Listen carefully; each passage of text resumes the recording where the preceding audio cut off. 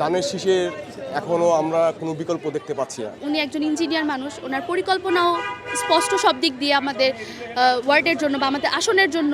জামাতের প্রার্থী তাকে আসলে আমরা কখনো দেখিনি। উনি আমাদের পাশের এলাকায় থাকেন, আর আমাদের ওয়ার্ডের সব দুঃখে সুখে সবসময় আমাদের পাশে ছিল, যে কোনো টাইমে ওনাকে পাওয়া যায়। আর আমার কাছে মনে হয় উনি একজন ইঞ্জিনিয়ার মানুষ, ওনার পরিকল্পনাও স্পষ্ট সব দিক দিয়ে আমাদের ওয়ার্ডের জন্য বা আমাদের আসনের জন্য। তো আমার কাছে লাগে যে না, উনি বেশি ডিজার্ভিং, আর সবাই অনেক সাড়া দিতেছে ওনাকে। ইশরাক হোসেন যিনি আছেন তাকে আমরা আগেও দেখেছি, করোনাকালীন সময়েও তিনি এই এলাকার মানুষের সাথেই ছিলেন। তারপর অনেক ক্রিটিক্যাল যে সিচুয়েশনগুলো ছিল তাকে আমরা পেয়েছি। আর অপোজিট যে প্রার্থী, জামাতের প্রার্থী, তাকে আসলে আমরা কখনো দেখিনি, যেটা সত্যি কথা। ইশরাক হোসেনকেই দেখেছি। তো আমার আশা এই এলাকার মানুষ ইশরাক হোসেনকে বিপুল ভোটে জয়ী করবে। বিগত 17 বছর তো নির্বাচন সঠিকভাবে হয়নি, তো এখন এই নির্বাচন নিয়ে অনেক উচ্ছ্বাস, আনন্দ, অনেক বিনোদন, অনেক কি মানে এরকম আমরা দেখি নেই। এবারের যে নির্বাচনের পরিবেশটা খুবই ভালো লাগছে, এবং এবার যে নিরপেক্ষভাবে একটা ভোট প্রদান করতে পারবো সেজন্য খুব ভালো লাগছে। আমাদের প্রথমত আমাদের প্রার্থী হচ্ছে বিএনপি প্রার্থী ইশরাক হোসেন, ইঞ্জিনিয়ার ইশরাক হোসেন। সে আমাদের সবসময় আমাদের পাশে ছিল, দুর্দিনে আমাদের পাশে ছিল, করোনাকালীন সময় আমাদের পাশে ছিল। আমরা তার কথা তো বলবো। আর আমাদের যে বিপরীতে যে প্রার্থী, জামায়াত প্রার্থী, আমরা কিন্তু তাকে চিনিও না। এখন আমি ঠিকমতো নামও বলতে পারবো না ওনাকে কখনো দেখিও নাই। ইশরাক ভাইয়ের কাছে আমাদের অনেক প্রত্যাশা। আমাদের এলাকার এখন আমার কাছে সবচেয়ে বড় সমস্যা দেখি আমাদের গ্যাসের প্রবলেম। গ্যাসটা তো সারাদিন থাকে না। সবচেয়ে প্রথমে বলবো যে আমাদের গ্যাসটা যেন ঠিক করে দেয়। তারপরে আমাদের রাস্তাঘাট আছে, এগুলো ঠিক করবে।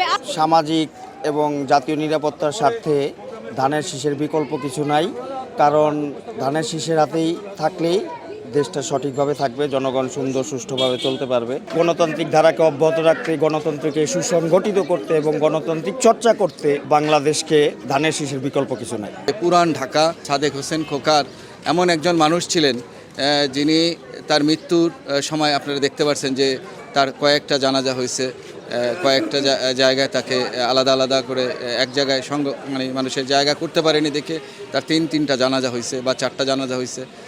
তারপর উনি অনেক লং টাইমের একটা মেয়র ছিলেন। উনি দুইটা মন্ত্রণালয়ের প্রতিনিধিত্ব করেছেন, মন্ত্রী ছিলেন। একটা মৎস্য ও পশু সম্পদ মন্ত্রণালয়, একটা ক্রীড়া ও যুব মন্ত্রণালয়। এই 2 মন্ত্রণালয়ের মানুষ, এই এলাকার মানুষ, এবং উনি হাসিনাকে পরাজিত করেছিলেন। ওই রকম একজন নেত্রীকে, যিনি এই দেশের এত বড় একজন জায়গায় ছিলেন, তাকে পরাজিত করা 4টিখানি কথা না। তাকে যখন সাদেক হোসেন খোকা পরাজিত করতে পারছেন, তো আলহামদুলিল্লাহ ইশরাক হোসেন কেন পারবেন না? ইশরাক হোসেনের জয় আল্লাহর উপর নির্ভরশীল। এগুলো আল্লাহ নির্ধারণ করবেন যে আমাদের ভাগ্যে কি আছে।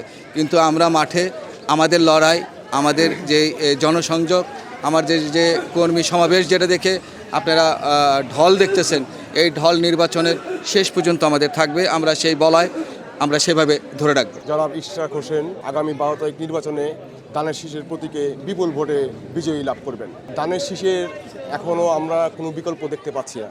ধানের শীষ বিগত দিনগুলোতে দেশের উন্নয়নের যে ধারা অব্যাহত রেখেছেন, সেই উন্নয়নের ধারাকে অব্যাহত রাখার জন্য আমরা ধানের শীষকে আবারও বিজয়ী করতে চাই।